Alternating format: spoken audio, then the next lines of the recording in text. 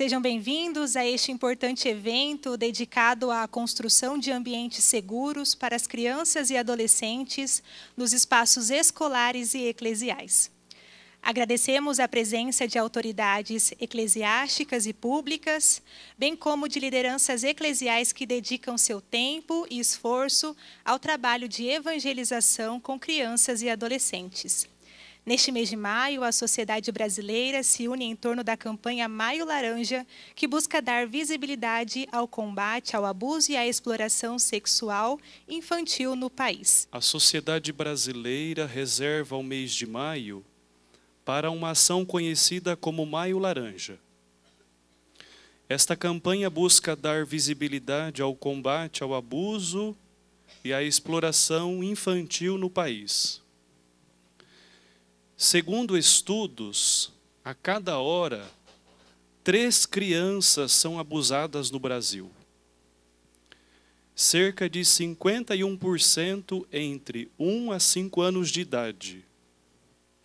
Portanto, todos os anos, 500 mil crianças e adolescentes são exploradas sexualmente em nosso país, e há dados que sugerem que somente 7,5% dos casos cheguem a ser denunciados às autoridades. Ou seja, estes números, na verdade, são muito maiores. A Igreja manifesta constantemente preocupação com esta temática. A Rede Mundial de Oração do Papa rezou pelas vítimas de abuso. O Papa Francisco destacou que, diante dos abusos, especialmente aqueles cometidos por membros da Igreja, não basta pedir perdão. Pedir perdão é necessário, mas não é suficiente. Pedir perdão é bom para as vítimas, porque são elas que devem estar no centro de tudo. A sua dor, os seus danos psicológicos podem começar a cicatrizar se encontrarem respostas, ações concretas para reparar os horrores que sofreram e evitar que se repitam. O Papa Francisco também recordou que a Igreja não pode tentar esconder a tragédia dos abusos, quaisquer que sejam. Nem quando os abusos ocorrem nas famílias, nos clubes, noutro tipo de instituições. A Igreja deve ser um exemplo para ajudar a revelá-los, tornando-os conhecidos na sociedade e nas famílias. É a Igreja que tem de oferecer espaços seguros para ouvir as vítimas, acompanhá-las psicologicamente e protegê-las. Portanto, as palavras do próprio Papa: rezemos pelos que sofrem por causa do mal cometido pelos membros da comunidade eclesial, para que encontrem na própria Igreja uma resposta concreta às suas dores e aos seus sofrimentos. O tema que essa capacitação, o título é muito interessante, diz: Construindo ambientes seguros para crianças e adolescentes nos espaços escolares e eclesiais. Construir ambientes seguros. E retomo aqui a palavra do Papa, Padre Anderson já falou. O Papa, esta grande autoridade para além da Igreja e que fala constantemente a respeito desses abusos, da necessidade da prevenção. O Papa diz assim em uma de suas falas: a formação e escuta criam uma cultura de prevenção. E penso que é isto que nós devemos lutar e buscar fazer sempre acontecer. Uma cultura de prevenção. Diante daqueles números que o Padre Anderson apresentava aqui agora, quantos abusos, quantos sofrimentos, quantas dores acontecem em todos os ambientes. ambientes de igreja, ambientes da sociedade, de escola, de educação, ambiente familiar, enfim, ambientes tão diversos. Não podemos parar na nossa ação de proteção dos menores e vulneráveis, diz o Papa, e, ao mesmo tempo, combater toda forma de abuso, seja sexual, de poder ou consciência. E depois o Papa ainda falando sobre a necessidade do cuidado, ele diz assim: não há paz sem a cultura do cuidado. O Papa que insiste nessa questão da cultura, é algo que precisamos ir criando em todos os ambientes onde possa haver risco. E o Papa nos convoca a colocar em prática 3 ações.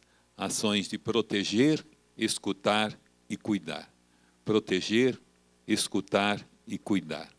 Então, que este encontro possa nos ajudar a tomar consciência desta realidade cada vez, infelizmente, mais presente no mundo que nós vivemos, e que sejamos todos protagonistas em criar ambientes seguros para as crianças, para todas as pessoas com alguma vulnerabilidade. Contamos também com a presença da secretária municipal da Criança e do Adolescente de Maringá, Amália Regina Donegá.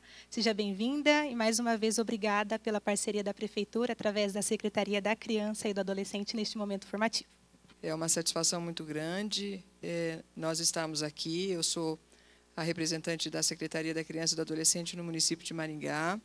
Estamos aqui com o nosso superintendente Guilherme, nossa diretora de políticas públicas Aline, que vai fazer a apresentação em breve. E temos alguns recados que talvez possam ser interessantes nesta ocasião.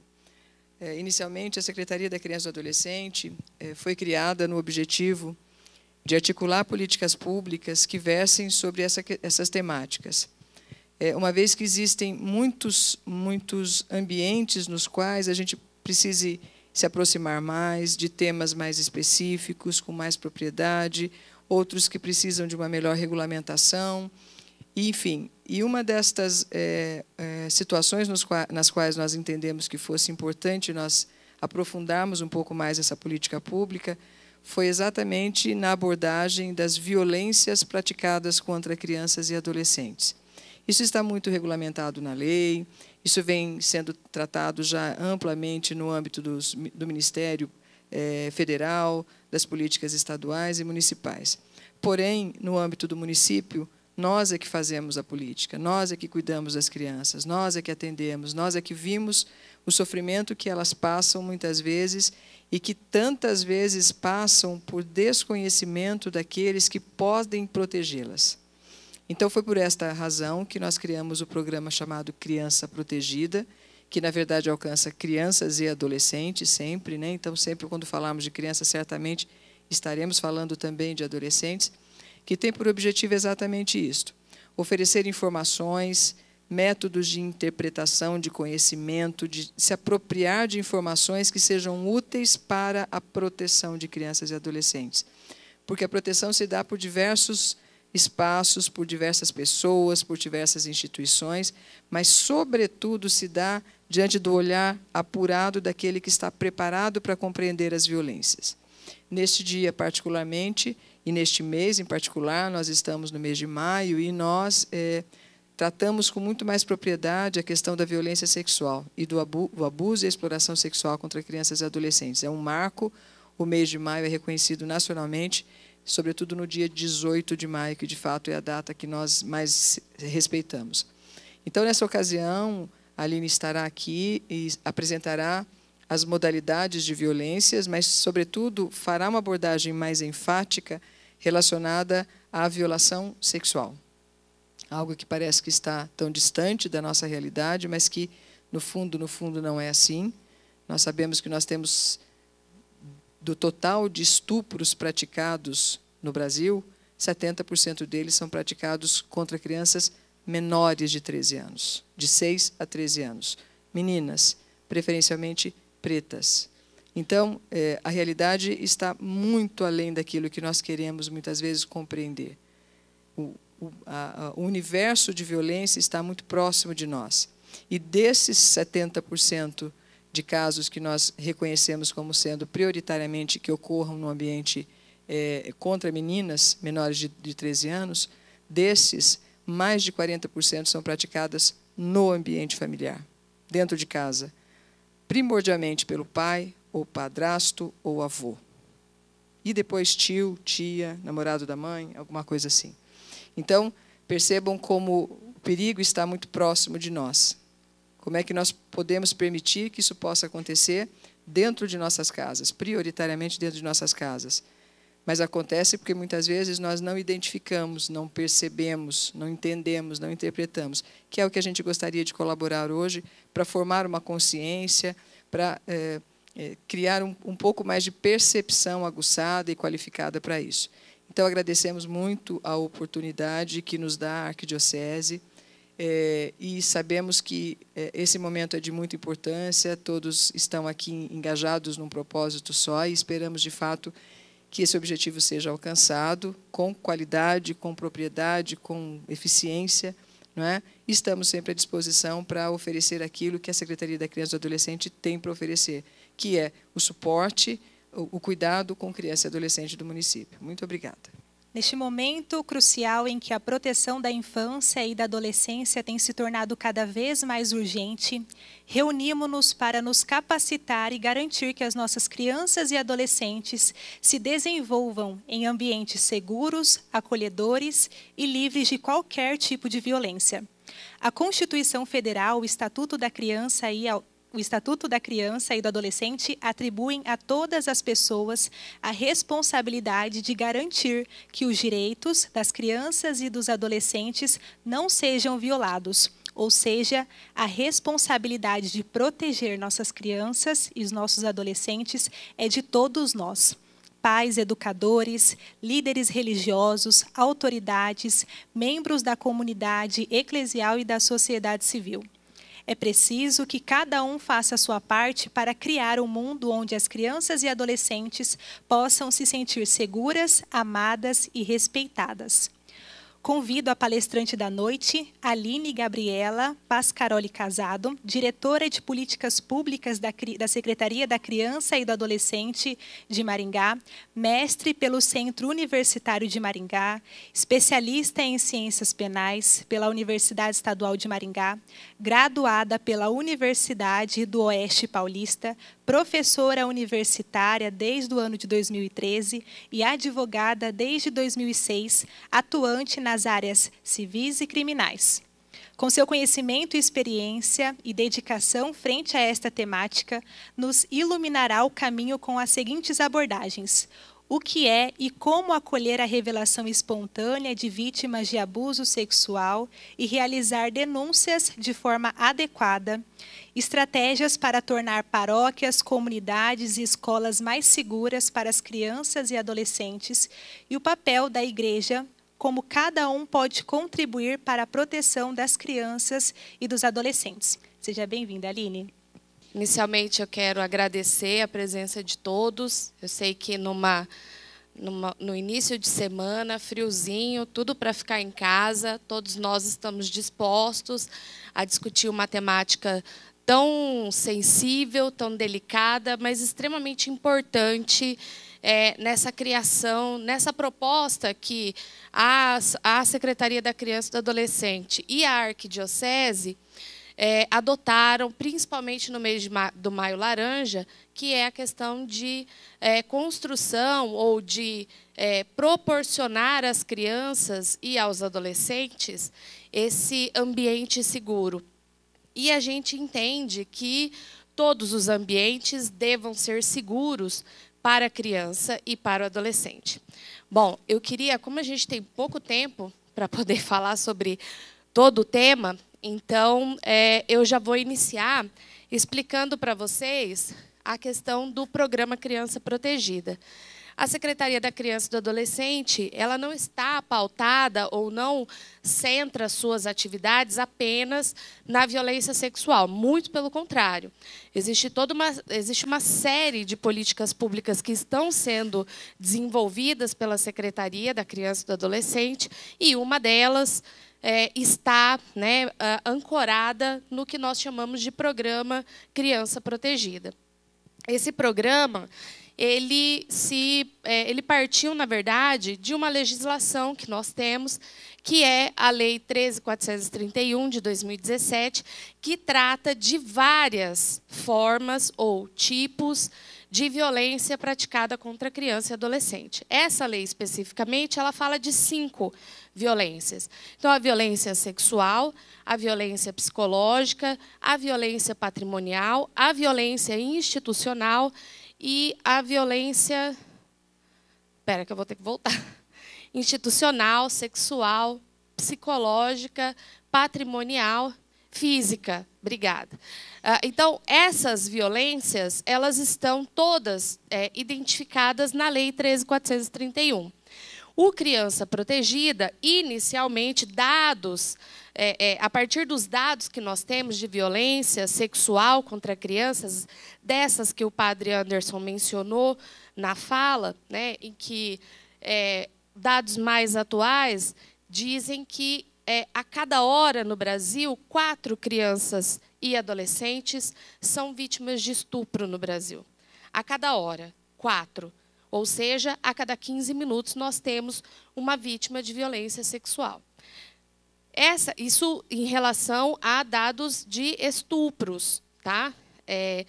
Algumas questões relacionadas, então, à violência sexual e à urgência do tema fizeram com que o programa Criança Protegido iniciasse as suas atividades a partir da violência sexual, tá? Mas não se pauta apenas nisso. E, claro, o programa Criança Protegida entende, porque a lei, a Constituição Federal e todas as políticas que nós observamos, principalmente da rede de proteção, colocam a família no centro dessa questão de proteção da criança e do adolescente. A base da nossa sociedade é a família, e a mesma base é a designada, principalmente por nós, como aquela efetiva para a proteção das crianças. Portanto, nós temos essa premissa.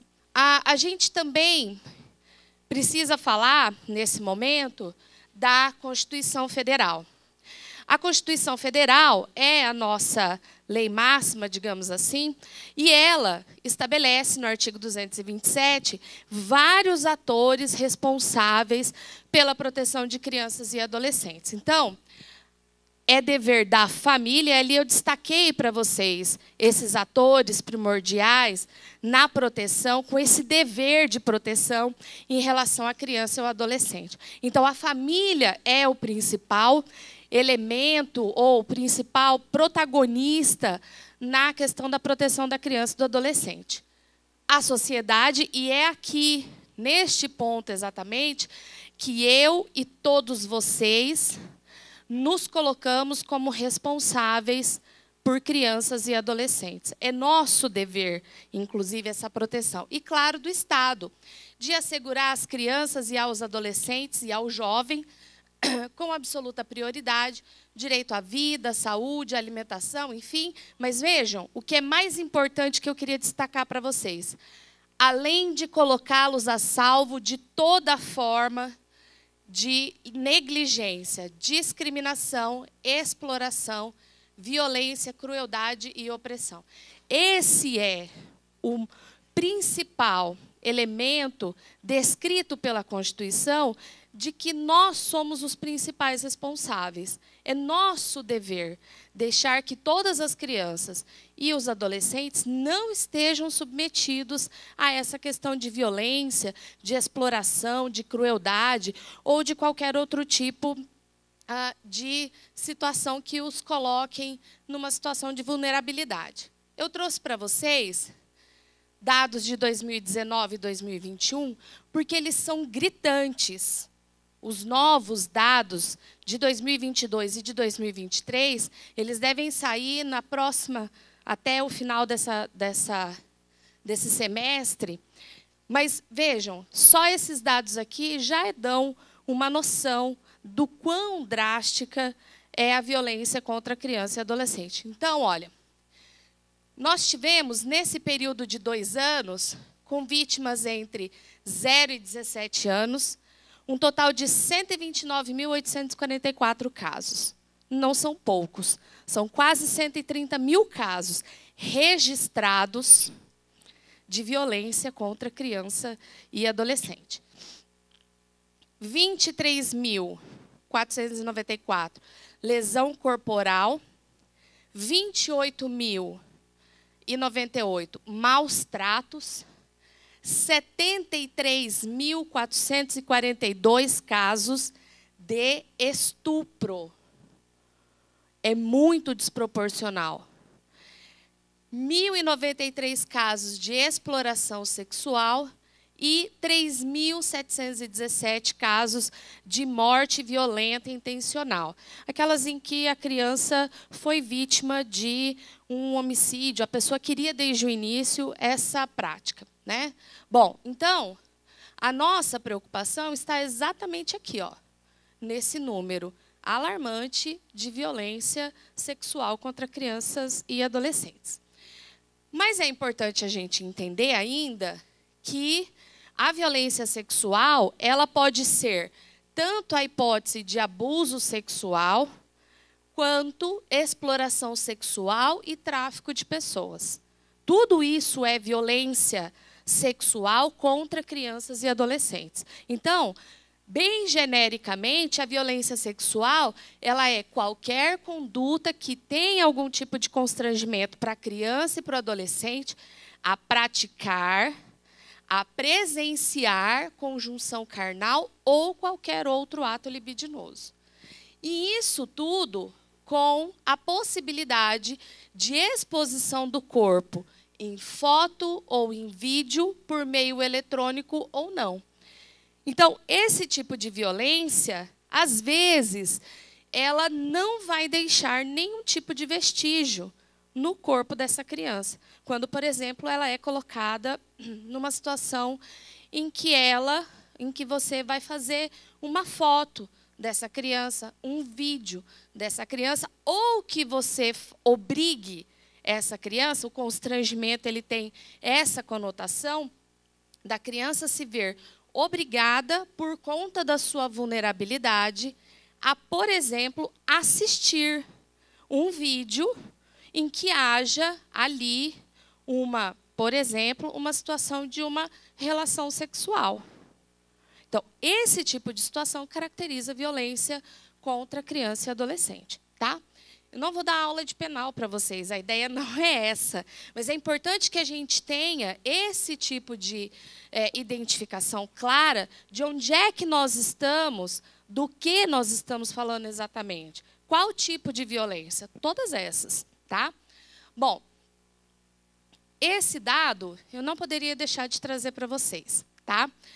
Vejam que nós temos aqui uma tabela que fala de 2022, em que nós temos a idade, está aqui, ó, representada nessa linha horizontal. Então, nós estamos falando de vítimas de 0 a 29 anos, tá? Então, nós estamos falando de uma boa margem etária aqui, uma boa faixa etária, tá? E aqui nós estamos falando de números, tá? Quantitativo. Então, prestem, por favor, atenção. Aqui, ó. Entre 6 anos e principalmente 13 e 14 anos, estão as maiores vítimas. O maior quantitativo a gente tem exatamente aqui, entre 6 e 13, 14 anos. É claro que todos são relevantes, óbvio, não são só números, mas é para que a gente possa entender. Mas dá uma olhadinha aqui, ó, em 13 anos, em 12 anos. E, como bem mencionou a secretária, a maioria desses casos aqui, 70% pelo menos, são meninas. O que, obviamente, não pode excluir da nossa cabeça que nós também temos meninos vítimas aqui. Em bem menor, um quantitativo muito menor, claro. Mas as meninas e os meninos são vítimas de violência sexual. Principalmente quando estão na faixa etária da adolescência, principalmente. Né? Quando estão ali naquela fase de transição da adolescência. É muito alto. Os números são muito altos. E a gente não pode deixar de observar. Vejam, 79,6% dos casos, nós temos pessoas conhecidas da vítima, que praticam os crimes contra a vítima. Como bem mencionou a secretária, não são dados que nós estamos criando, tá? São dados daquilo que é registrado, que se tem conhecimento. A maioria são os pais, os avós, os tios, os padrastos, as mães, os amigos da família. Todas essas pessoas estão num âmbito muito íntimo da criança. Inclusive no ambiente onde ela deveria ter proteção, onde ela deveria se sentir cuidada e protegida. Muitos, é claro que acontecem, mas são em quantitativo muito menor. 20% são pessoas que a criança não conhece. Desses dados, é importante a gente dizer, olha, 88% são do sexo feminino. 88% do sexo feminino. Aqui, obviamente, estão incluídos crianças e adolescentes, e não apenas as crianças. Por isso, um quantitativo maior, acima dos 70% mencionados aqui. Tá? Bom, a maioria dos casos, então, são pessoas que conhecem as crianças e possuem um vínculo com elas, mas mais do que ter um vínculo com as crianças, elas têm uma relação de confiança dessa criança. A tal ponto que a criança, muitas vezes, demora a perceber que é vítima de violência sexual. Porque, para ela, a diferença entre o carinho, o cuidado e a violência ainda não está tão claro. Ainda não é tão evidente. Então, quando um avô, eu vou usar esse termo, e me desculpem os avós que estão na plateia, mas é porque esse é um dado que existe. Quando um avô pede para a neta ou para o neto sentar-se no seu colo, se não tem nenhuma outra intenção, é só carinho. Mas se existe um outro toque, algo que possa ser violento, é difícil para essa criança perceber que alguém tocou as suas partes, o bumbum, a vagina, ou os mamilos, ou fez qualquer outro toque, que essa criança não consegue imediatamente reconhecer. Agora, como é que nós temos, então, que lidar com as revelações, e nós vamos falar disso aqui, que essas crianças fazem? Quando elas nos contam que aconteceu alguma coisa, que alguém fez, que alguém tocou diferente. Porque até que ela perceba, quando ela percebe, é porque houve alguma situação que a incomodou. Ou porque ela ouviu alguma coisa, ou porque ela leu alguma coisa, ou porque alguém está ensinando ela sobre alguma coisa, né? Bom, aí é importante a gente identificar algumas situações do porquê, então, as crianças não relatam imediatamente, principalmente as crianças.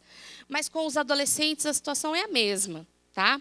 Por que não relatar imediatamente? E, por favor, e aqui eu posso dizer, pelo amor de Deus, não existe criança ou adolescente que goste ou queira ser violentado. Por favor, isso nunca. Pode ser que ela esteja com medo, pode ser que ela tenha alguma situação. A sedução aqui não é aquela sedução que a gente identifica quando alguém quer conquistar alguém. Uma criança não quer conquistar o seu agressor. Jamais. A sedução é do agressor em relação a essa criança.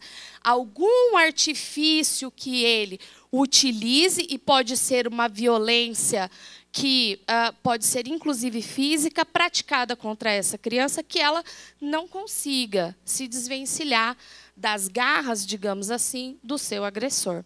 Mas pode ser também uma ameaça que esteja sendo feita. Isso é muito comum. Uma criança vítima de violência, é comum demais que ela diga: eu não contei nada, porque ele disse que mataria a minha mãe, os meus irmãos, eu e todo mundo. É muito comum esse tipo de situação silenciar uma criança e um adolescente em relação à prática da violência. A culpabilização, quer dizer, qual é o efeito que a violência sexual causa numa criança a ponto dela incutir na própria cabecinha que ela é a responsável pela situação de violência. Em algum momento, talvez ela se questione: o que foi que eu fiz? Por que é que eu sou a vítima? E aí ela começa a trazer pensamentos no sentido de que a culpa é dela. Ela fez alguma coisa. E não é incomum, inclusive, que ela ouça isso em algum momento. E ainda tem a questão da vergonha, né? Quer dizer, quando você percebe, quando a criança percebe que foi vítima de violência sexual, talvez ela comece a entender ou ela comece a ter atos de, inclusive, esconder a violência pela qual passou por vergonha mesmo de ser uma vítima de violência sexual.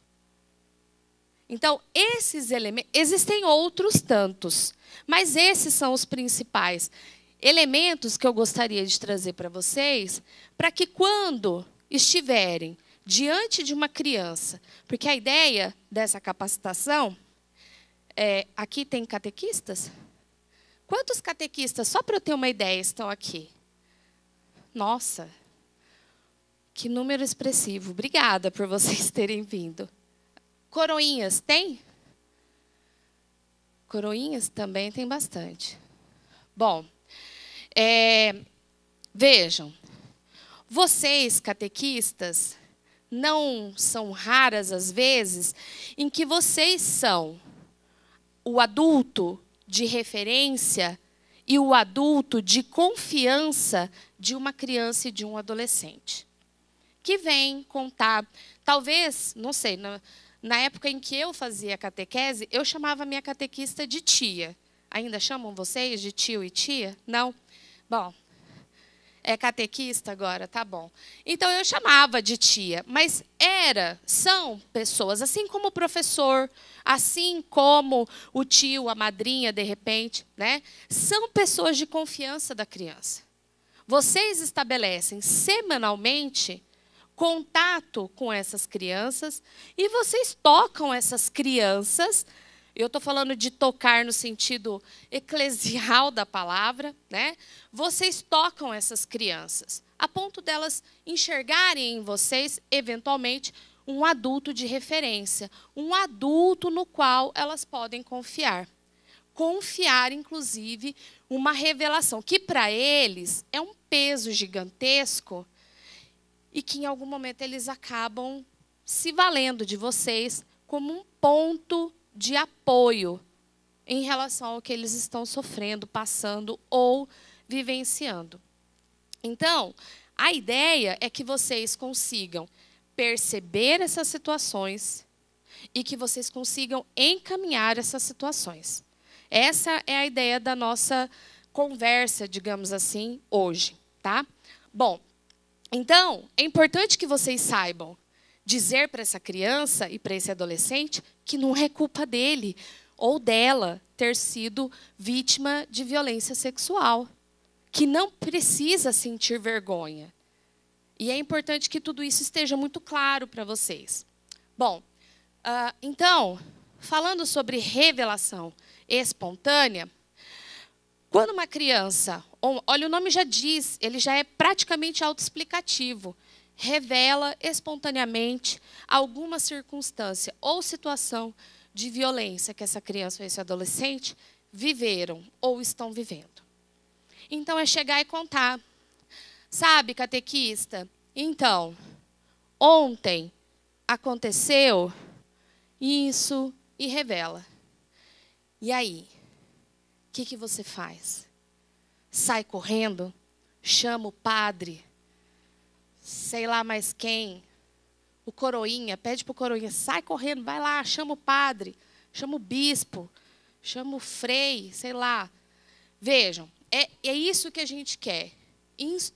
Dar instrumentos a vocês para que vocês possam estar calmos. Eu sei que não vai ser fácil, mas o mais possível, né?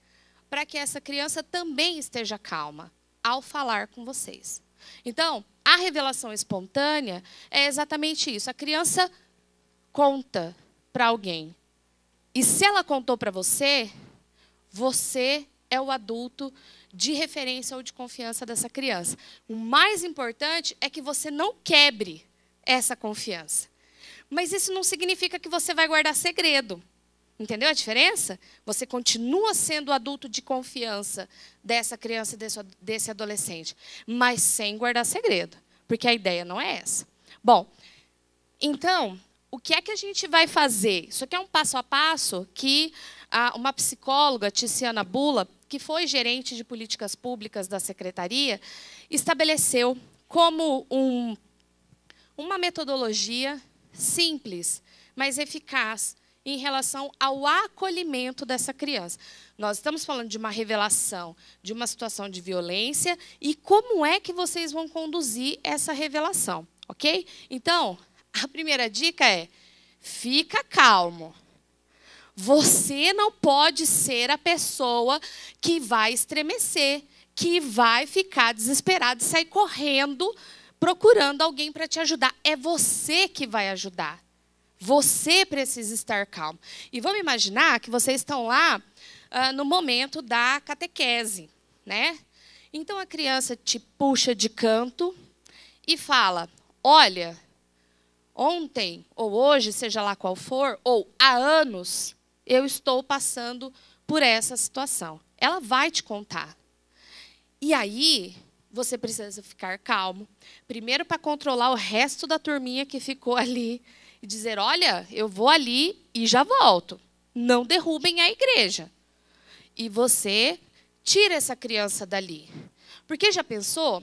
A Amália vem me contar aqui que é vítima de alguma violência e fala, e aí? Olha o resto da galera. Olha, vem aqui, a Amália vai contar para nós. Isso não é possível. A gente precisa tirar essa criança desse ambiente e levá-la para um lugar mais calmo. Não precisa ser nada muito elaborado, não.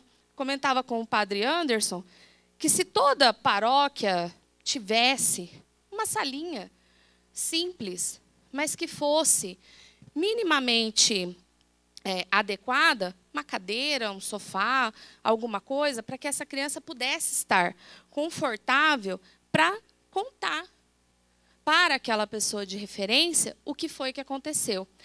A ideia é que você leve essa criança para um ambiente adequado, que não tenha barulho, que você não seja interrompido, que não seja um abre e fecha, um entra e sai toda hora.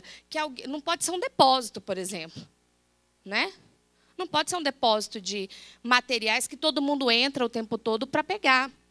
Então, precisa ser um lugar em que você vai conseguir 30, 40 minutos com essa criança, de repente, para ela poder te contar tudo o que é necessário. Se você, depois que encontrar esse local, a gente precisa ouvir sem julgamentos. Essa é a parte mais difícil. Essa é a parte mais difícil. eu estou aqui falando com vocês e eu já vi, é que vocês não conseguem ver o que eu consigo ver. Mas quando vocês estão na condição de catequista, vocês também têm essa visão do todo. Você vê a carinha, a reação de cada um. E a gente tem que tentar ser menos reativo no sentido de expressões. Meu Deus, foi isso? Nossa, a criança fala, ai, meu Deus. Tudo isso cria para a criança um ambiente de afastamento. Ela diz, nossa, está tão feio que eu não posso nem contar para essa pessoa que eu escolhi como sendo o meu adulto de referência. Então, é ouvir. E ouvir sem julgamentos. Olha que difícil para nós. Ouvir sem julgar a criança e o agressor, quem quer que seja. Porque a gente precisa estar atento ao que a criança está nos dizendo. E mais, a gente precisa coletar dessas crianças, desses adolescentes, pontos importantes relacionados à violência. Por exemplo, a gente precisa estabelecer, a gente não precisa fazer pergunta de detalhe do ocorrido e muito menos confrontar a criança. Tem certeza? Mas você tem certeza que é isso que realmente aconteceu? Será que você não está enganada? Será que você não sonhou? Você não usou nada, né? Se a gente estiver falando com um adolescente, às vezes fala, você não usou nada para imaginar, não é da sua imaginação? Assistiu algum filme antes? Então, isso tudo é algo que nós devemos não realizar. Condutas da qual nós devemos nos abster. É ouvir. E essa escuta, ela precisa ser muito atenta.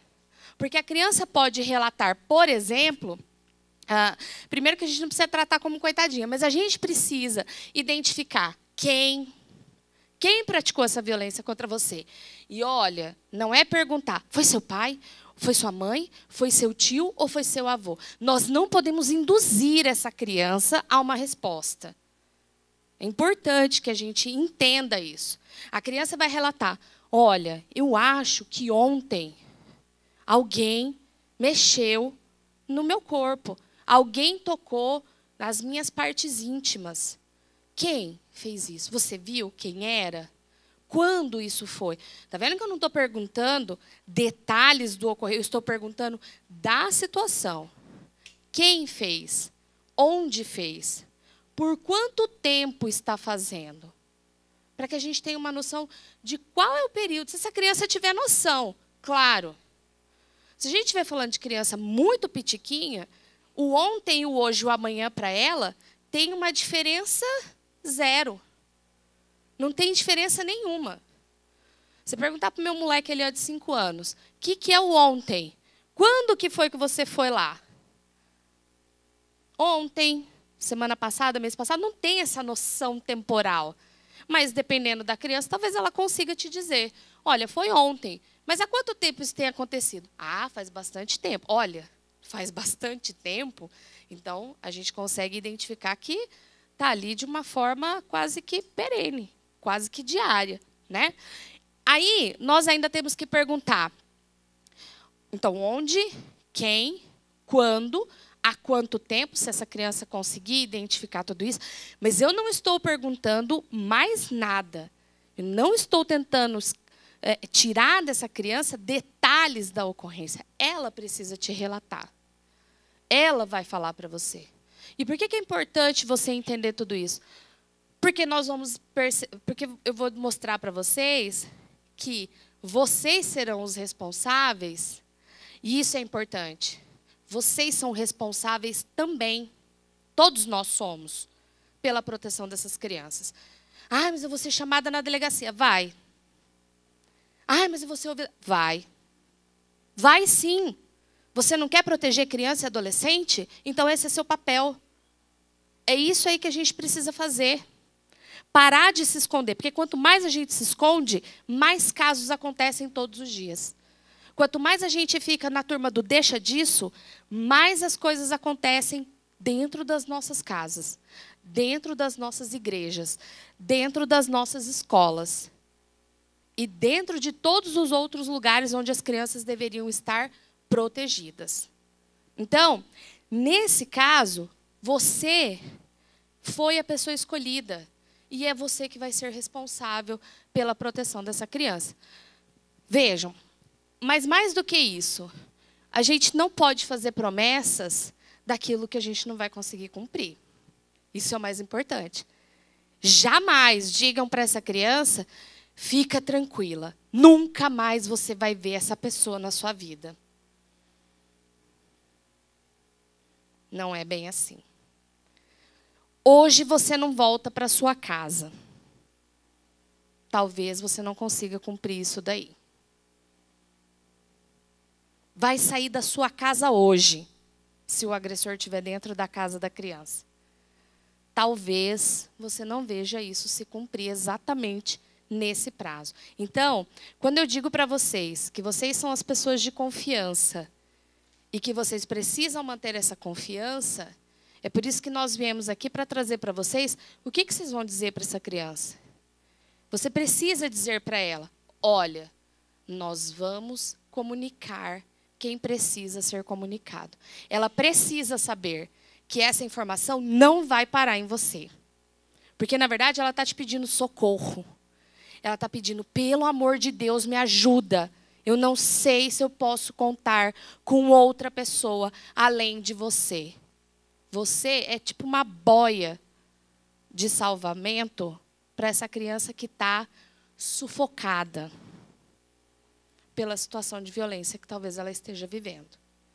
Bom, além de não fazer essas promessas, você precisa comunicar de forma afetuosa para essa criança. Como eu disse para vocês, olha, eu preciso avisar para a polícia, para o conselho tutelar, e a gente vai ver para quais autoridades vocês vão mencionar para essa criança. Para ela entender que isso vai sair de você, mas que esse é o seu dever e o seu cuidado em relação à proteção dessa criança. E também, o mais importante, isso aqui é o mais importante, é a parte primordial do que você estiver conversando com essa criança.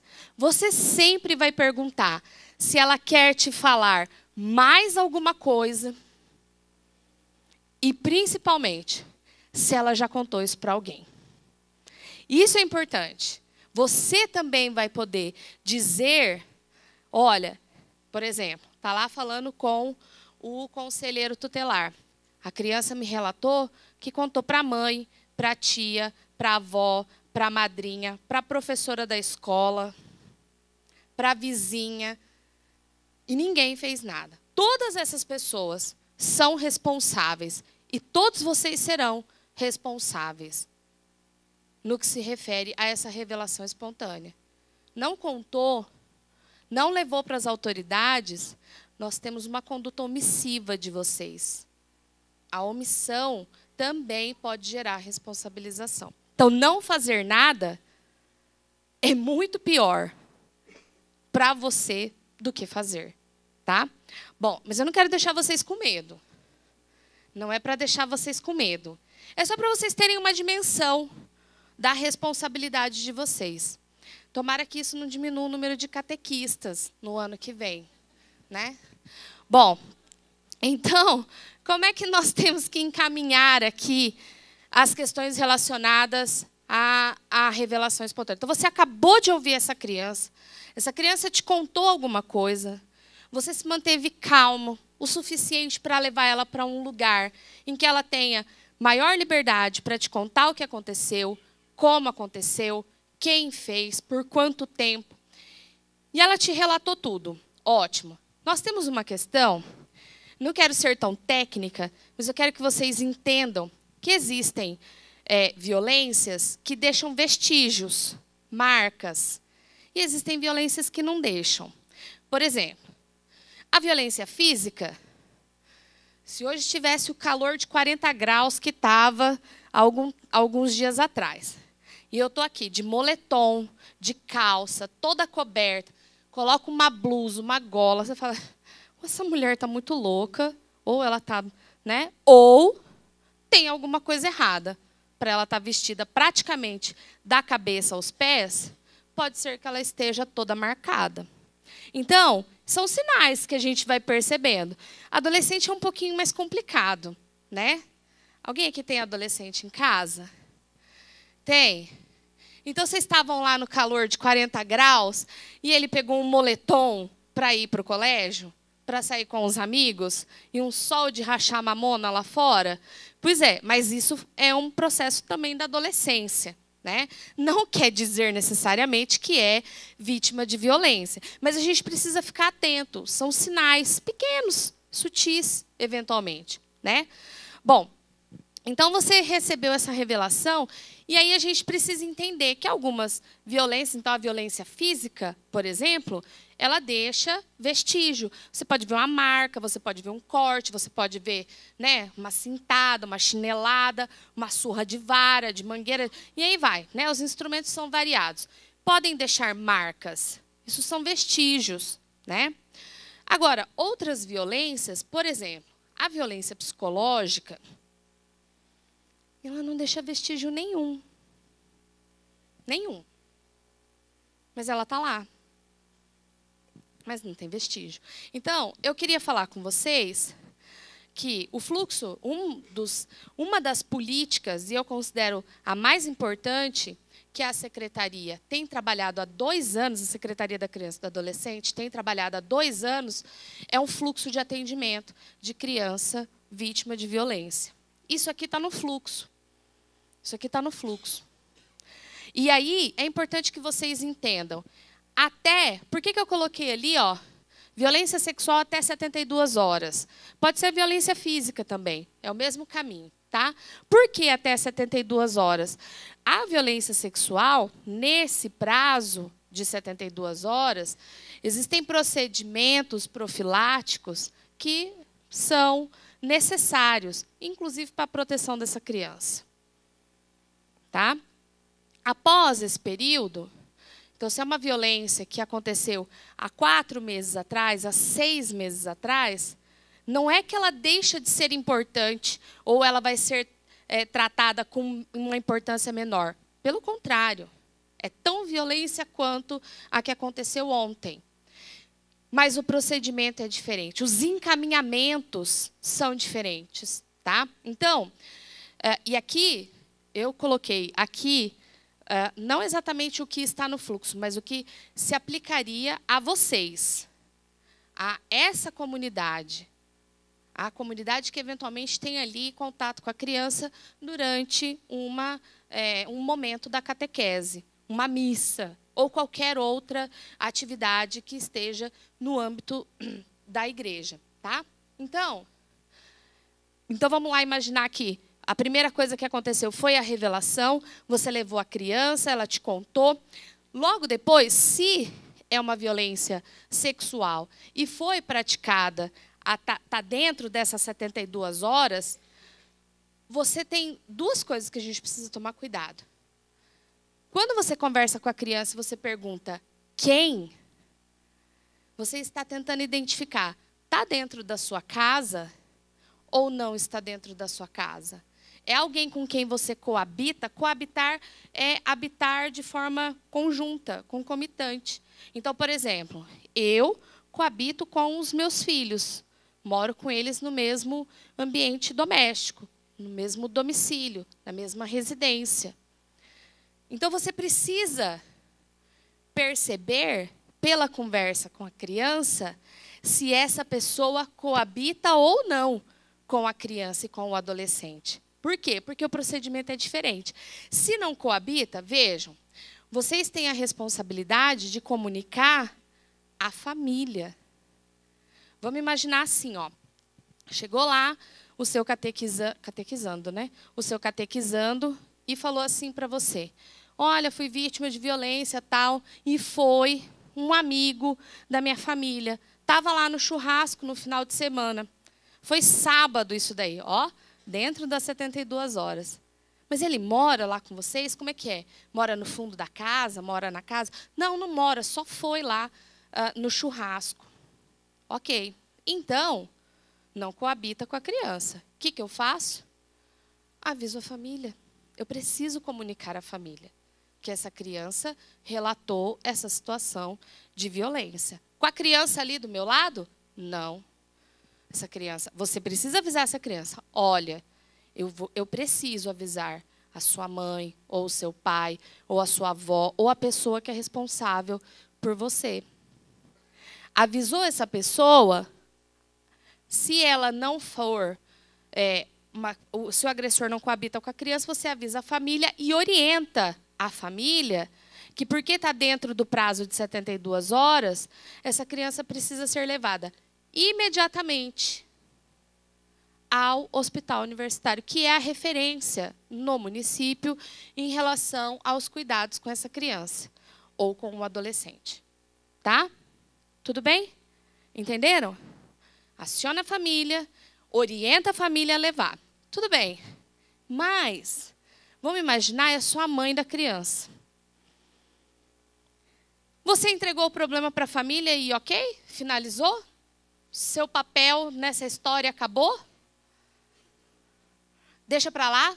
Agora é problema da família? Esse pepino não é mais meu? Não. Como eu disse, você continua sendo o adulto de referência, de confiança dessa criança. Certo? Vocês, inclusive, terão que preencher o que o nosso fluxo chamou de ficha de comunicação de fato. Está vendo por que é importante você estar atento ouvindo a criança? A criança, fulana de tal, relatou no dia tal, mais ou menos a tantas horas. Tem que ser o mais detalhado possível. Que o pai, João das Neves, tomara que não, João das Couves, né, porque tem um João das Neves aí, fica difícil.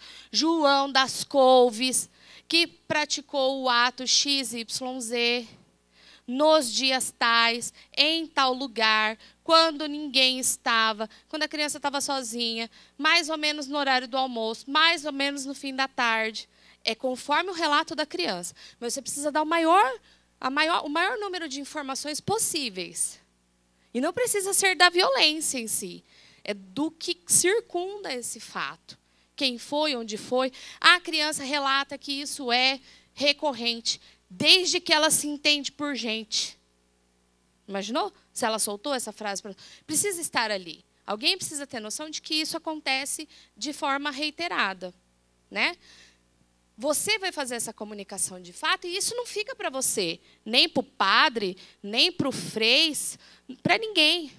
Você vai encaminhar para o conselho tutelar. E aqui no nosso caso, no município, nós temos o que nós chamamos de NUCRIA, que é uma unidade da Polícia Civil especializada na proteção de criança e adolescente. É o núcleo de proteção à criança e ao adolescente. Na comunicação de fato, você vai dizer: a mãe fulana de tal foi chamada, ou responsável, e foi, inclusive, orientada de que a violência ocorreu tal dia e que ela deveria encaminhar a criança para o HU. Né? Você precisa fazer isso. Vejam, isso é um cuidado para você que recebeu a revelação espontânea, para você não ser colocado na condição de omisso na proteção dessa criança, mas, sobretudo, é um demonstrativo de que vocês estão empenhados em proteger e em manter esse ambiente seguro.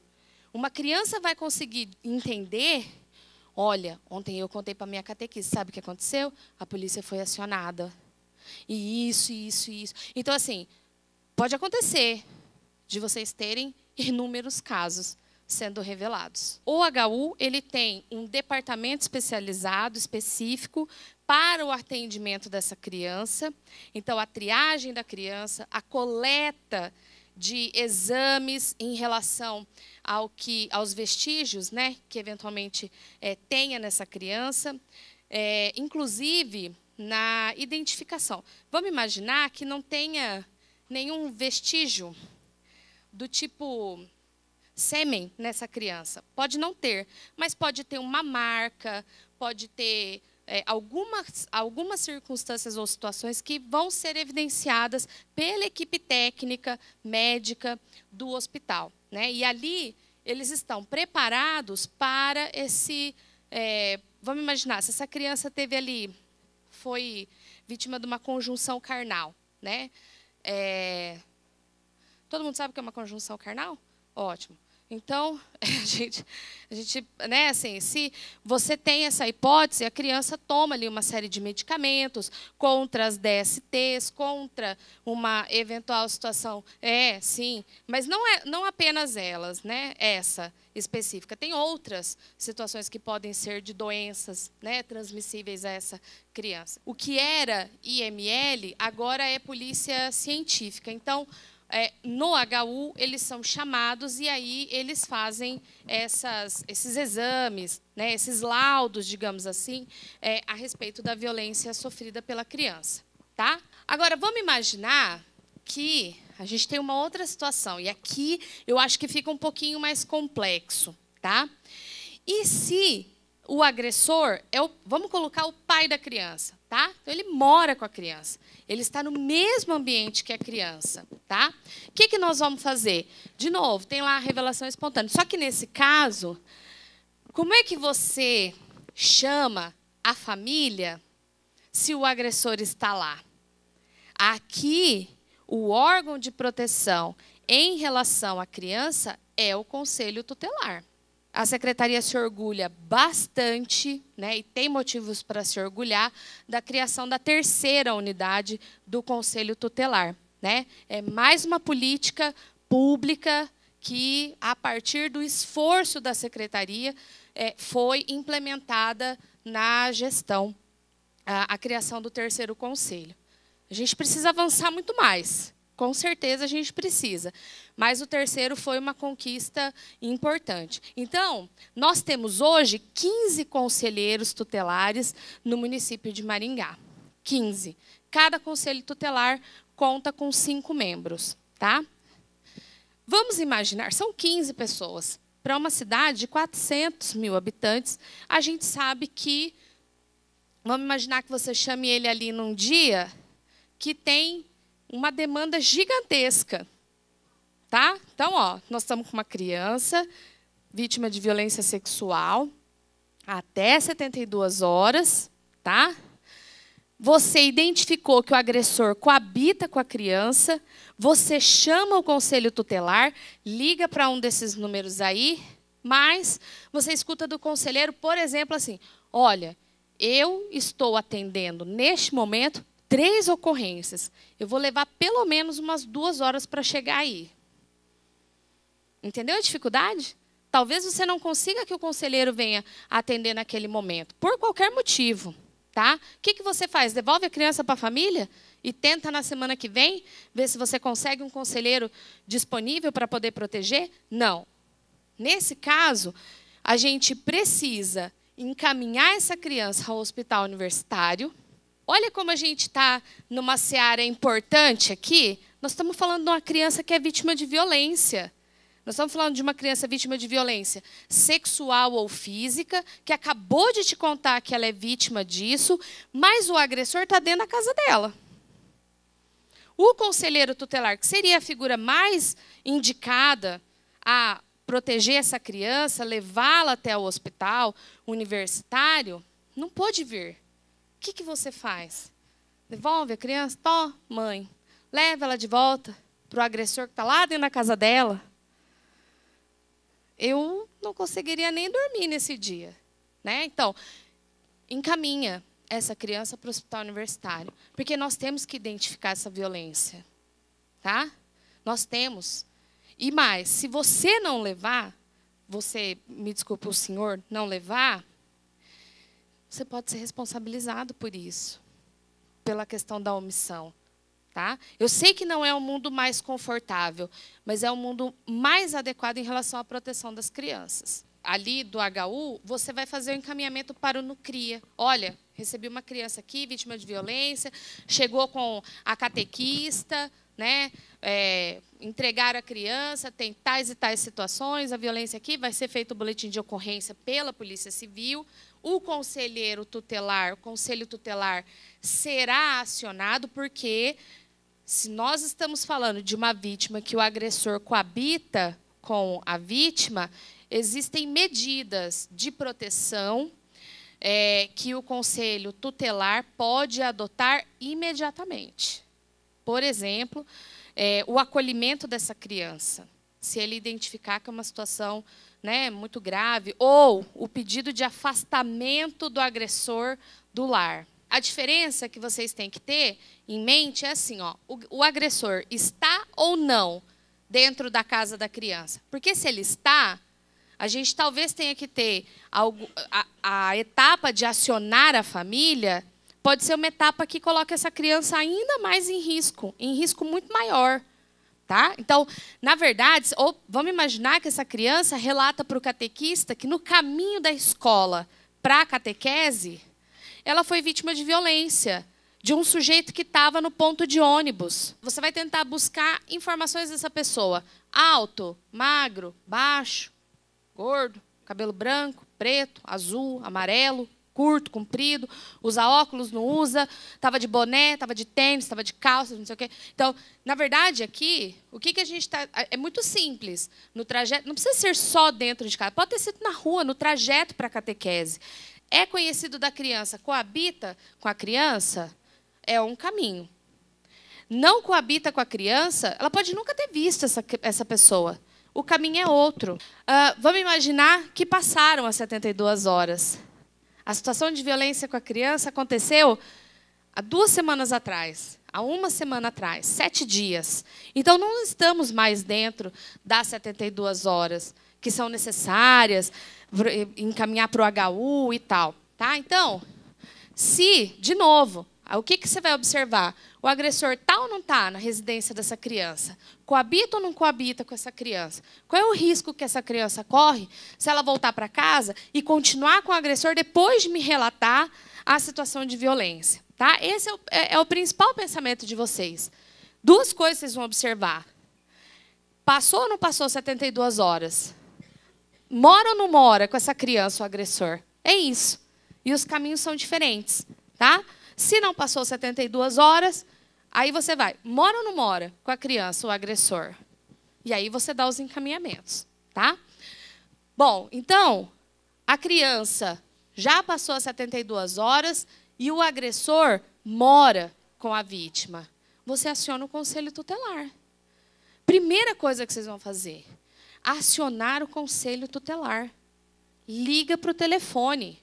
O telefone fixo é durante o expediente do passo, de 8 da manhã até 18 horas. Tá? Na verdade, do conselho, esse é o horário deles. Das 8 da manhã até as 18 horas. Tá?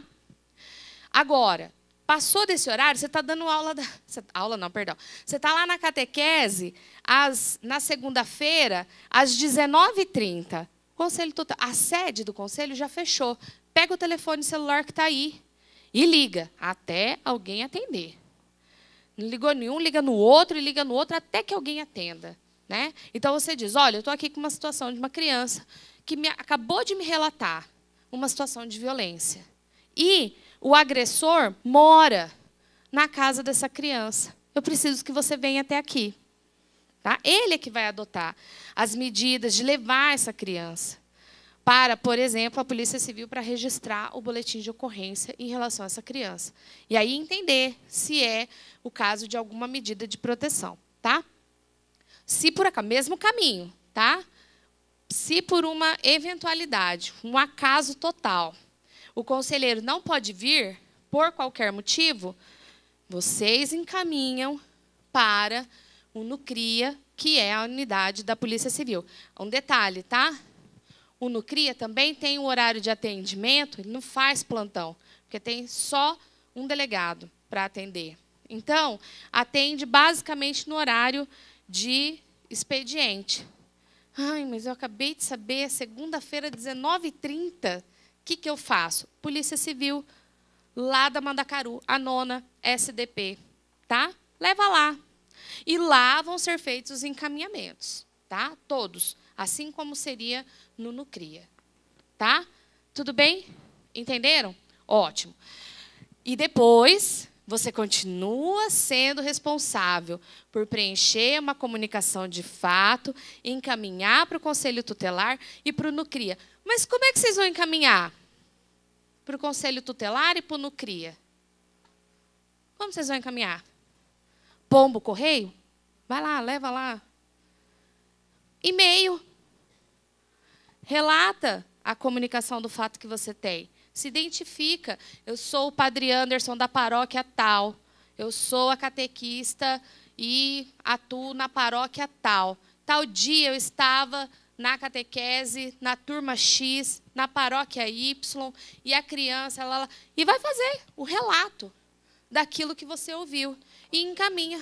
E se a criança, a pessoa não é uma pessoa que coabita, o agressor não coabita com a criança, aí aciona a família, né? Fala das orientações de apresentação dessa criança em relação ao NUCRIA. Olha, mãe, leve a criança ao NUCRIA. É necessário que seja registrada a ocorrência dessa violência que aconteceu com a criança e tal.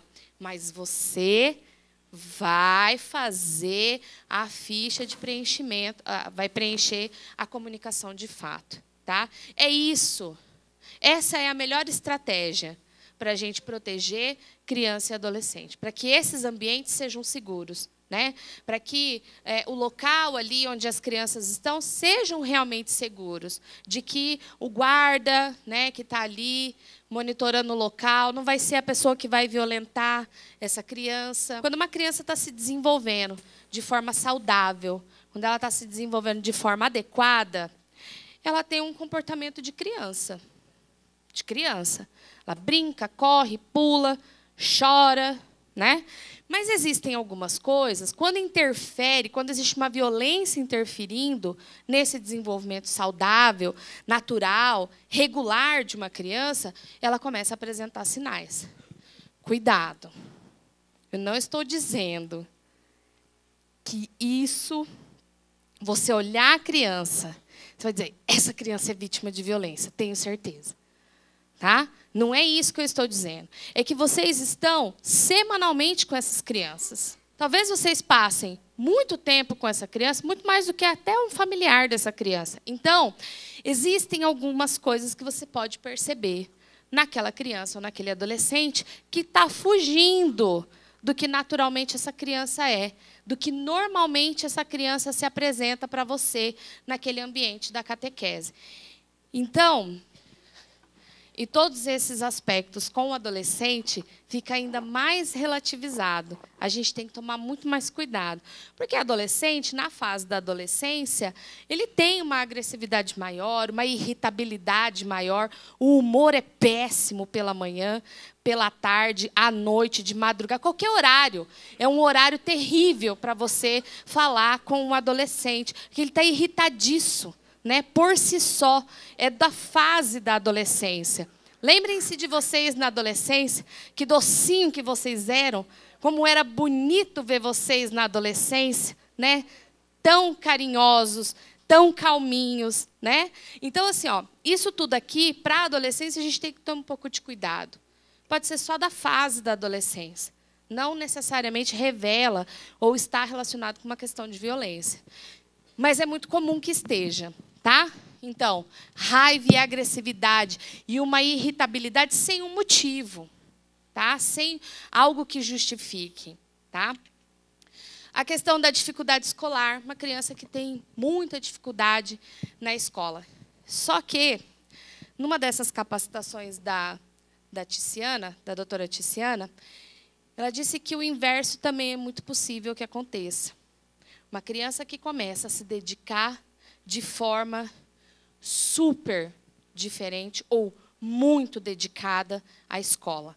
Esse é o ponto de escape dessa criança vítima de violência. Então, não necessariamente apenas a dificuldade. É que os pais ficam felizes quando os filhos estão tirando notas maravilhosas na escola. Mas essa dedicação só para a escola pode revelar que ela está se escondendo no ambiente escolar das agressões que, eventualmente, ela esteja sofrendo em qualquer outro ambiente. Tá? A tristeza ou a apatia no adolescente, normal, né? Numa criança, talvez não. A gente sempre fala assim, quando a criança é pitiquinha, a gente diz assim, Nossa, está doente. Meu Deus, eu queria que tivesse, né, pendurando no teto agora. Porque é triste ver, né, a criança apática, né, ali, largadinha, com uma febre e tal. Então, é o natural da criança, essa coisa de estar o tempo todo pulando, vai para lá e vem para cá, né? Então, viu, gente? Já vou fazer aqui, deixar aqui meu desabafo. Padre que reclama de criança na igreja, fazendo barulho, está querendo espantar os fiéis, né? Então, deixa as crianças fazer bagunça, padre. Né? Fecha parênteses, tá? O padre não quer que fala isso para ele. Olha lá, né? Deixa a criança chorar, pelo menos ela volta, né? Bom, o choro sem motivo, tá? O choro sem motivo. Quer dizer, a criança está ali, você está lendo uma história e, de repente, ela desaba a chorar. Olha lá aquele momento especial que você pode levar essa criança para um lugar e pode ser ali que ela vai te contar, né? É muito comum quando você está ali falando, fazendo a leitura de uma passagem bíblica e tal, aquilo toca a criança de alguma forma, né? E aí ela fala, pode ser o momento, né, de desabafar com alguém. Dificuldade de sono, isso daqui é mais difícil a gente perceber, mas de repente é na catequese que essa criança consegue dormir. E ela fica 1 hora dormindo. Entende? É ali que ela se sente confortável para dormir, para descansar em paz, tranquila, sem medo de que nada aconteça com ela. Entende que às vezes não é nada direcionado a você. Tipo, estou cansada dessa... Não. Pode ser que ela esteja te dizendo, graças a Deus eu estou aqui com você e eu vou conseguir dormir por 1 hora. Entenderam? Então, olha a sensibilidade que a gente tem que ter nos sinais que a criança e o adolescente estão te dando. Que às vezes a gente adulto acha que, que afronta, vem dormir justo na hora da catequese. Vai que o padre passa aqui e pega essa criança dormindo, né? Esse adolescente. Mas pode ser esse momento em que ela se sente à vontade para fazer isso, tá? Quando ela machuca o próprio corpo, e aqui tem várias formas disso acontecer, né? Pode ser, enfim, vocês talvez tenham visto muito mais coisa do que eu, mas pode ser a automutilação, a autolesão, pode ser, enfim, uma série de coisas, né? Medo de uma pessoa conhecida. A família percebe muito isso. Mas, às vezes, no ambiente da igreja, você também consiga perceber, tá? Mudança no modo de se vestir, roupas mais largas. Mas, de novo, os adolescentes, nessa fase, eles adoram, né? A roupa que cabe 7 pessoas, né? Só nele. Isso está relacionado com a idade, traz aconchego para eles, né? Tá com moletom num calor de 40 graus, é aconchego para eles. Tá? Mas, às vezes, a criança começa a usar roupas com as quais ela pareça menos interessante ao agressor. Então, por exemplo, uma menina que começa a usar roupas mais, hoje a gente não tem muito mais isso, mas antes tinha muito essa coisa de que camisa é coisa de homem e mas ela começa a se vestir para se tornar menos interessante. Olha a culpabilização da criança e do adolescente, né? Ela começa a querer estar, sei lá, menos atraente, menos interessante, menos visível, ou melhor, mais invisível aos olhos do agressor. Tá? Menos interessante para ele. Desinteresse pela convivência familiar e social. Sabe aquele que começou a não frequentar mais a catequese? Pode ser alguém que esteja se escondendo por conta desses sinais. Tá? Bom, eu falaria aqui da questão dos toques do sim e do não, mas na cartilha vocês têm, tá? Toque do sim e do não. É importante vocês conversarem com as crianças. Inclusive, acho que nós temos um videozinho que pode ser apresentado. Eu vou apresentar já para vocês uma musiquinha bem bacana. No Instagram, tem tanta... Todo mundo aqui tem Instagram? Gente, aquilo é um mundo repleto de materiais para quem lida com criança e quer falar sobre prevenção de violência. Lá tem muita coisa. Nós vamos falar de uma musiquinha, vou mostrar para vocês, tá? Toda criança tem que aprender que o seu corpinho é muito precioso, mas com algumas partes a gente tem que ser ainda mais atento e mais cuidadoso. Carinho não pode ser segredo, carinho não pode te dar medo. Seu corpo tem que ser respeitado e se alguém te tocar sem você deixar, isso tá errado. Carinho não pode ser segredo, carinho não pode te dar medo. Seu corpo tem que ser respeitado e se alguém te tocar sem você deixar, isso tá errado.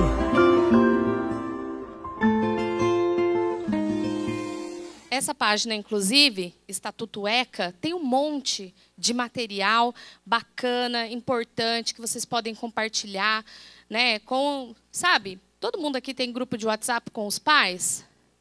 Compartilha lá. A cartilha Criança Protegida, nós temos ela em PDF, tá? Depois eu vou compartilhar com a Grazi, ela disponibiliza para vocês essa cartilha que vocês receberam. Os pais, quando recebem isso e podem ler, eles têm uma fonte de orientação em relação à questão da proteção da criança e do adolescente, tá? Então, aqui é a questão do cuidado, do toque do sim e do não. E a gente tem que tomar muito cuidado, principalmente quem vai receber a revelação espontânea. Primeira coisa que a gente tem que fazer, tenta não tocar essa criança, a não ser que ela te peça. Tá? Então, a Grazi está me contando, ô, coitadinha, vem cá. A criança está te contando de uma violência e você vai abraçar a criança? Então, a não ser que ela diga, tia, me dá um abraço, valide o que essa criança está dizendo. Ou o que ela contou para você é uma violência e vai ser confirmada no processo criminal, ou ela está sendo violada por outra pessoa que está praticando uma violência psicológica com essa criança e está induzindo ela a dizer que alguém a violentou. Não deixa de ser violência. Em uma, ela tem uma violência que é a violência sexual. Na outra, uma violência psicológica, que pode trazer traumas infindáveis para essa criança. Tá? Então, em todas as situações, validar o que essa criança está dizendo é importante. Ela está te pedindo socorro. Não se esqueçam disso. Tá?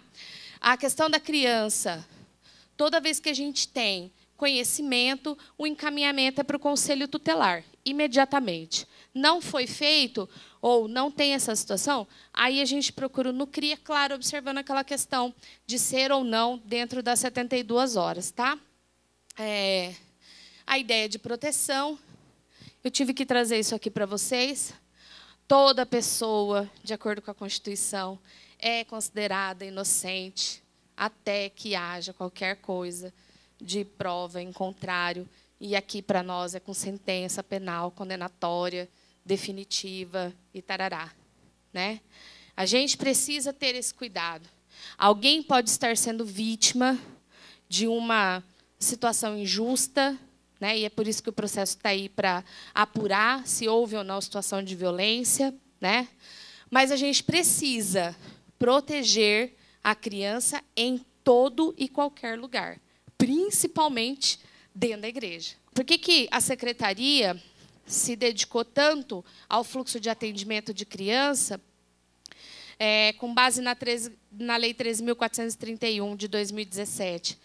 O foco principal é que essa criança não seja revitimizada.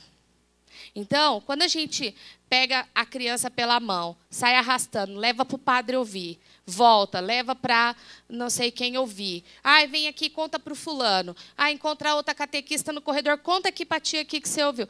Isso é revitimizar a criança. O que a gente não quer é que essa criança seja, ou que ela fale dessa situação de violência para 300 pessoas. Segundo a lei, ela precisa falar uma única vez. Por isso, eu reforço a necessidade de vocês terem uma atenção quando está escutando essa criança. Quando essa criança está te revelando a situação de violência, a atenção e o cuidado para o que essa criança está te dizendo, evita que ela seja revitimizada, evita que ela seja ouvida mais de uma vez e de forma desnecessária. Se você faz o seu relato, o seu relatório, o documento, a ficha de comunicação de fato, com todos os elementos necessários para a oitiva dessa criança, para entender o que aconteceu com essa criança, ela vai ser ouvida eventualmente só mais uma vez, para a questão de validação processual e tudo mais. Mas entende que você não pode, não deve, de jeito nenhum, sob pena de você estar violando os direitos dessa criança, ficar levando ela para todo mundo dentro da igreja ouvir o que aquela criança falou. Seja situação de violência dentro da igreja ou não. Tá? Então, essa é uma questão que vocês precisam ter cuidado. Ouvir essa criança e proteger essa criança passa, inclusive, por você não fazer essa criança falar e relatar isso para 200 pessoas. Eu pego essa criança, o conselho tutelar não vem. Eu pego essa criança, coloco no meu carro e vou levar lá no HU. Então, assim, você está numa outra situação. Aqui é só. Quando que você vai chamar a polícia, por exemplo? É uma situação de flagrante, sabe? Você chegou, a pessoa está cometendo, ou acabou de cometer. A criança veio e te falou, acabou de acontecer comigo aqui, ó. Aí você pode acionar. Sabe o que a Sirlene falou? Sirlene, né? Sirlene falou, está no caminho da catequese aqui, ó. O sujeito estava lá no ponto de ônibus, abordou a criança, violentou a criança. E aí, o que você faz? Você aciona a polícia, mas não para a criança, para fazer nada com a criança, para ir atrás de, eventualmente, quem praticou a conduta. A gente tem cenários que a gente ficaria aqui até o ano que vem falando sobre isso, das variáveis que estão aqui. Mas o cuidado que a gente tem que ter é que essa criança ela precisa ser atendida, ela precisa de um atendimento médico. A situação dela é de perigo no sentido de que alguém violou os direitos dessa criança e ela precisa de atendimento médico, por exemplo. Né? Então, se você, na condição de catequista, se sente vulnerável, o professor também se sente. A discussão no fluxo, a Amália pode relatar isso melhor. A secretaria discutiu o fluxo de atendimento com todos os órgãos da rede de proteção da criança. Conselho Tutelar, a SEDUC, a Secretaria de Educação. Então, vários. E os professores, por exemplo, relataram a mesma situação que você. Opa, mas eu vou levar? Eu ponho a criança no meu carro e eu vou levar? A criança, ela precisa ser atendida. E se você chama guarda, se você chama polícia, seja quem for, você está revitimizando essa criança. Entende? Então, a ideia é que ela não passe por todas as pessoas. Você é o sujeito de referência. Você leva essa criança. Se a família não pode levar. Você acabou de identificar, pode não ser uma violência sexual. Pode ser uma violência física, tá? Vamos deixar assim num plano mais inquieto, né? Assim, uma coisa menos inquietante para você, tá? Uma violência física. Você acabou de identificar que aquele adolescente, que aquela criança está absurdamente surrado, foi surrado em casa, tá? Tá com marcas por todo o corpo. E ele fala que apanhou da mãe. E é a mãe que está vindo, que traz o adolescente, a criança ou adolescente, para a catequese e vem buscar. Tá? Ela é responsável por essa criança transitar, entrar e sair da catequese. Tá? É óbvio que você vai comunicar, então vai perguntar, quanto tempo que isso aconteceu? Aconteceu ontem. Menos de 72 horas. Está vendo que você está falando que é a mãe da criança, que mora com a criança, que praticou a violência? Então, o que você vai fazer? Aciona o conselho tutelar.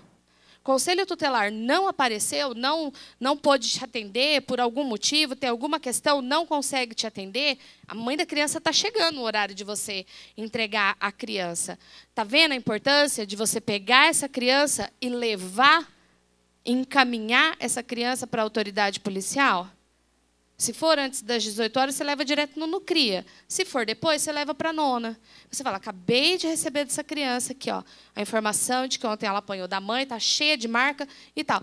Essa criança, aí o conselho tutelar é chamado novamente. Agora, a autoridade policial chama o conselheiro e aplicam-se as medidas de proteção para essa criança. Entende a questão? O conselho tutelar vai ser o seu ponto de referência. Você só vai levar essa criança para algum lugar se ele não aparecer.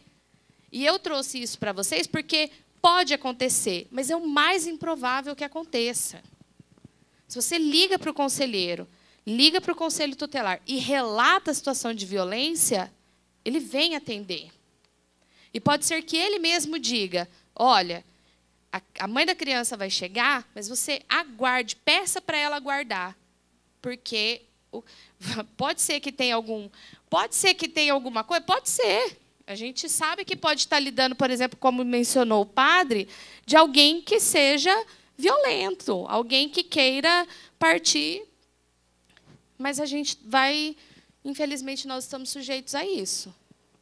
A criança é que precisa de proteção. E somos nós que vamos ajudar nessa questão da proteção. Eu sei que dá medo. Dá um medo danado. Mas imagina essa criança, o medo que ela está sentindo. Se você que é um adulto está com medo, imagina essa criança. Vocês estão entendendo? A profundidade do problema aqui é essa, é dessa dimensão. E a questão de invisibilizar adolescentes, eu acho que está muito relacionado com essa questão, talvez, né, de que adolescente é problema mesmo, né? Nossa, vamos deixar para lá, não mexe com isso não, né? A gente já tem tanta coisa para resolver, mas eu acho que parte de uma ação da própria igreja, né, de trazer, de fomentar ações que tragam esses adolescentes. Esse protocolo que a gente está falando aqui de atendimento, ele é da rede municipal. Então, quando a gente fala dessa rede de proteção, encaminhamento para CRAS, CREAS, atendimento psicológico, médico, enfim, são essas o conselho tutelar, né? Então, esses são os encaminhamentos aqui. Internamente, nós temos instituições ligadas ao Conselho Municipal de Direitos da Criança e do Adolescente que têm atendimento de criança vítima de violência. E eles vão estabelecer protocolos internos, mas não pode revitimizar. A gente só tem que tomar esse cuidado. Vocês vão fazer um protocolo, mas, por exemplo, o protocolo de vocês não pode dizer que essa criança tem que ser ouvida pela catequista, pelo padre, pelo pároco, pelo diácono, pelo frei, pelo papa, não pode. Ela precisa ser encaminhada o quanto antes para os procedimentos mais adequados. O processo que nós estamos iniciando é de chamar a responsabilidade de quem está lá na ponta. E daí pensar em mecanismos que possam assegurar que, quando na situação dessa, a orientação esteja esclarecida no ambiente eclesial. Né? A gente está falando da igreja, mas você poderia ser, por exemplo, o adulto de referência do seu vizinho, da criança que está ali morando do lado da sua casa. Ou mais, você pode estar ouvindo toda a violência que aquela criança, aquele adolescente está sofrendo. Entende? Então, a gente está falando desse momento em que a criança vem, mas também é a tua responsabilidade buscar atendimento para essa criança, proteção para essa criança nesse sentido. É raro, mas acontece em alguns momentos, tá? Existem famílias que estão com todo tipo de cenário, tá? Todo tipo de cenário. Vamos imaginar aquela família que está que os pais, né, o cônjuge ali está em processo de divórcio, né? Estão ressentidos, chateados e magoados e tal. Então, olha o nosso cuidado. O suposto, eu vou tratar aqui de termos bem técnicos, o suposto abusador não é papel de vocês, nem de ninguém, julgar ou qualquer outra coisa nesse sentido. Ou a pessoa que pratica o abuso. Eu sei que é revoltante, tá? Mas não é sua função julgar, nem jogar no vento, né, a informação que você acabou de receber de violência e tal, porque pode ser que essa pessoa esteja sendo acusada injustamente. Ai, mas essa criança é má? Não, algum adulto talvez incutiu na cabeça dessa criança que ela é vítima de violência praticada, por exemplo, pelo pai, pelo avô, pelo padrasto e tal. A gente não sabe quais são a intenção das pessoas. A criança é vítima, como eu disse para vocês, e agora de uma violência psicológica, de alguém que coloca na cabeça dela que ela é vítima de violência sexual. Não é incomum a gente ter relatos dessa natureza. Então, cuidado, cuidado. Também é papel de vocês relatar que você soube que o fulano praticou a violência para as autoridades. Não precisa contar para a igreja toda. Tá? É a autoridade policial que vai tomar cuidado, que vai efetivamente os meios para processar e julgar aquele indivíduo. E ponto. Quanto à questão de sigilo, a quem denuncia, né? Vejam, essa é uma preocupação de todo mundo, porque, às vezes, o sujeito é violento. O protocolo de atendimento, né, desenvolvido para o município, no atendimento de criança e adolescente, prevê, inicialmente, que não sejam divulgados o nome de quem, eventualmente, relata a situação de violência. Né? Essa foi uma preocupação do professor que está na escola. Geralmente, a escola é uma porta de entrada importante desse tipo de revelação. E ele também fica receoso. O professor, o diretor, o coordenador pedagógico, e aqui o catequista, o padre, todos vocês podem ser alvo. Claro que sim.